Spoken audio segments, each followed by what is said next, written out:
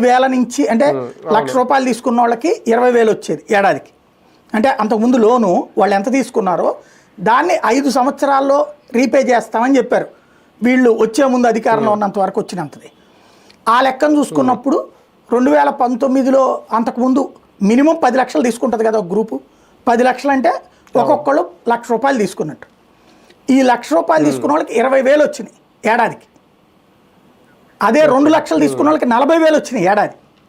3 లక్షలు తీసుకున్న వాళ్ళకి ఏడాదికి ఆ 1,50,000 వచ్చినాయి. ఇదే 80,000 వచ్చినాయి అక్కడ. ఆ విధంగా ఇచ్చారు వాళ్ళు, అకౌంట్లో పడ్డాయి ఆ డబ్బులు.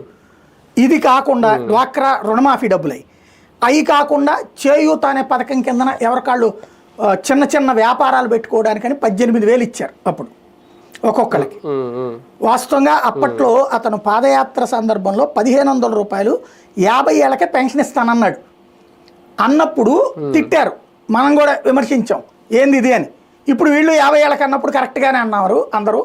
అప్పుడు 50 ఏళ్ళకే పెన్షన్ ఏంటి మతిపోయిందని తిట్టారు. అప్పుడు జగన్ ఏం చెప్పాడు, వీళ్ళు ఇట్లా విమర్శిస్తున్నారు కదా, ఓ పని చేద్దాం, 45 ఏళ్ళు దాటిన వాళ్ళందరికీ కూడా 60 ఏళ్ల లోపు ఉన్నటువంటి వాళ్ళందరికీ కూడా ఏడాదికి 18,000 ఇస్తానన్నాడు. అట్లాగే 18,000 ఇచ్చాడు 45 ఏళ్ళు దాటిన వాళ్ళందరికీ కూడా. అట్లాగే బీసీ నేస్తామని, కాపు నేస్తామని, ఈడబ్ల్యూఎస్ నేస్తామని అన్ని సామాజిక వర్గాలకి ఏదో ఒక విధంగా ₹15,000 డబ్బులు వేసాడు. అదొకటి. ఇట్లాగా చేతికి చూసుకుంటే పిల్లలు ఉన్నారంటే ఒక పిల్లలకి 15,000